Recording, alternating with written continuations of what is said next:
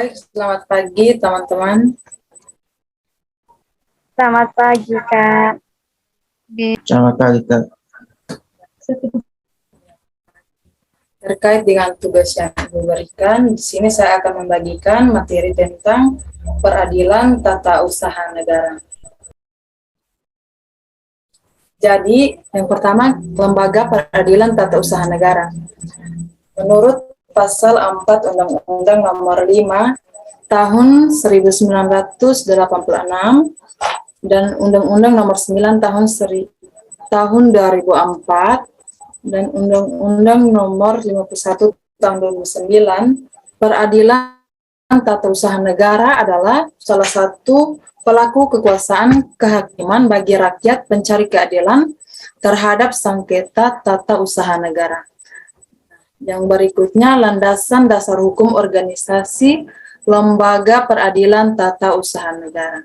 Jadi, dasar hukum pembentukan peraturan adalah Pasal 24 Undang-Undang Dasar 1945 dan Undang-Undang Nomor 14 Tahun 1970, di mana dalam Pasal 10 Undang-Undang Nomor 14 Tahun 1970 tentang pokok-pokok kekuasaan kehakiman ditentukan bahwa kekuasaan kehakiman dilakukan dengan cara yaitu peradilan umum, peradilan agama, peradilan militer, dan peradilan tata usaha berdasarkan ketentuan pasal 145 Undang-Undang Nomor 5 Tahun 86 tentang peradilan tata usaha negara.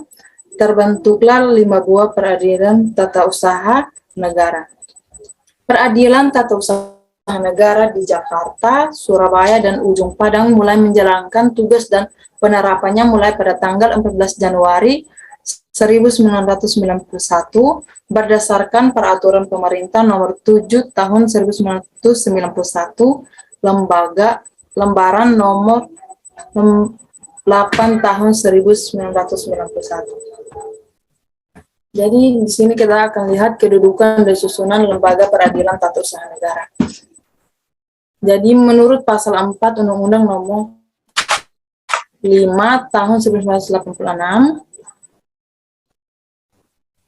dilaksanakan pengadilan tata usaha negara untuk tingkat pertama dan pengadilan tinggi tata usaha negara untuk tingkat banding dan Mahkamah Agung Republik Indonesia sebagai puncak pengadilan negara tertinggi untuk tingkat kasasi dan PK. Menurut pasal 6, pengadilan tata usaha negara berkedudukan di Kota Madia atau ibu kota kabupaten dan daerah hukumannya meliputi wilayah Kota Madia dan kabupaten. Sedangkan pengadilan tinggi tata usaha negara berkedudukan di ibu kota provinsi dan daerah hukumnya meliputi wilayah provinsi. Pembinaan teknis pengadilan dilakukan oleh Mahkamah Agung, sedangkan pembinaan organisasi, administrasi, dan keuangan pengadilan dilakukan oleh Departemen Kehakiman dan HAM. Pembinaan tersebut tidak mengurangi kebebasan hakim dalam memeriksa dan memutuskan sengketa tata usaha negara. Yang berikut tentang pimpinan pengadilan atau ketua dan wakil ketua. Susunan pengadilan terdiri dari pengadilan tata usaha negara dan pengadilan tinggi tata usaha yang menurut pasal 9 dan 10 dibentuk dengan undang-undang. Susunan pengadilan terdiri dari ketua dan wakil ketua. Yang diangkat menjadi ketua dan wakil ketua pengadilan tata usaha diperlukan pengalaman sekurang-kurangnya 10 tahun sebagai hakim pada pengadilan tata usaha. Sedangkan untuk diangkat menjadi ketua pengadilan tinggi tata usaha diperlukan pengalaman sekurang-kurangnya 10 tahun sebagai hakim pada pengadilan tinggi tata usaha negara, sekurang-kurangnya 5 tahun bagi hakim pada pengadilan tinggi tata usaha negara yang pernah menjabat ketua pengadilan tata usaha negara. Untuk diangkat menjadi wakil ketua pengadilan tinggi tata usaha negara diperlukan pengalaman sekurang-kurangnya 8 tahun sebagai hakim pada pengadilan tinggi tata usaha negara atau sekurang-kurangnya 3 tahun bagi hakim pada pengadilan tinggi tata usaha negara yang pernah menjabat ketua pengadilan tata usaha negara. Yang Berikut hakim anggota atau yang pada pengadilan tinggi disebut hakim tinggi. Hakim adalah pejabat yang melaksanakan kekuasaan kehakiman. Pembinaan dan pengawasan hakim sebagai pegawai negeri dilakukan oleh Menteri Kehakiman dan HAM, kecuali ditentukan lain oleh undang-undang. Hakim tidak boleh menerapkan menjadi pelaksana putusan pengadilan, wali pengampu, dan pejabat yang berkaitan dengan suatu perkara yang diperiksa olehnya, atau 3 pengusaha. Jadi yang terakhir kita lihat tentang kekuasaan dan wewenang pengadilan tata usaha negara. Jadi pengadilan bertugas dan berwenang memeriksa, memutus dan menyelesaikan sengketa tata usaha negara. Dan pengadilan tidak berwenang memeriksa, memutus dan menyelesaikan sengketa tata usaha negara tertentu dalam hal keputusan yang disengketakan dikeluarkan dalam waktu perang, keadaan bahaya, keadaan bencana alam, atau keadaan luar biasa yang membahayakan berdasarkan peraturan perundang-undangan yang berlaku. Dalam keadaan mendesak untuk kepentingan umum berdasarkan peraturan perundang-undangan yang berlaku, pengadilan tata usaha negara bertugas dan berwenang memeriksa, memutus, dan menyelesaikan sengketa tata usaha negara dalam tingkat pertama. Berikut pengadilan tinggi tata usaha negara bertugas dan berwenang memeriksa, memutus, dan mengadili sengketa tata usaha negara. Yang berikut tingkat banding. Tingkat pertama dan terakhir sengketa kewenangan mengadili antara pengadilan tata usaha negara di dalam daerah hukumnya. Tingkat pertama sengketa tata usaha yang diselesaikan terlebih dahulu melalui upaya administrasi sebagai mana pasal 48 terhadap putusan pengadilan tinggi tata usaha negara dapat dilakukan upaya kasasi. Sekian hasil materi saya. Mungkin ada teman-teman yang ingin memberikan kesimpulan atau pertanyaan, saya persilakan.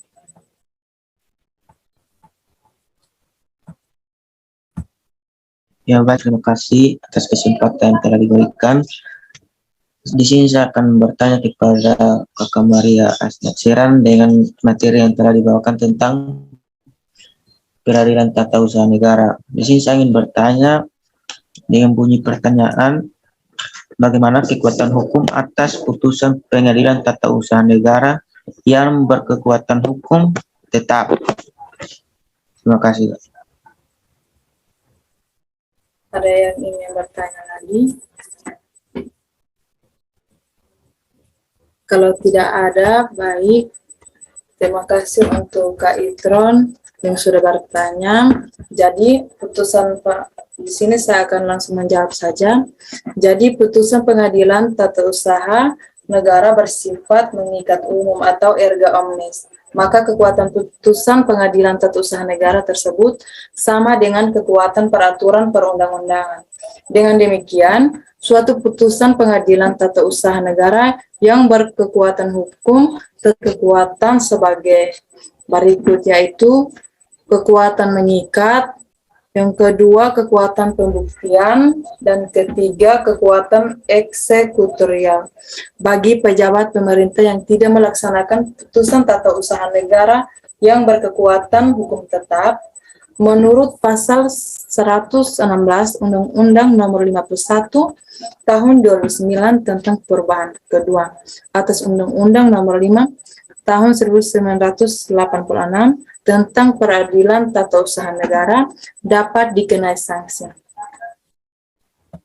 Mungkin ini saja jawaban dari saya. Tanggapan atau tanggapan saya persilakan. Ya baik, terima kasih atas jawabannya. Saya rasa jawabannya sudah pas dan saya memahami. Terima kasih. Baik, Kak, terima kasih.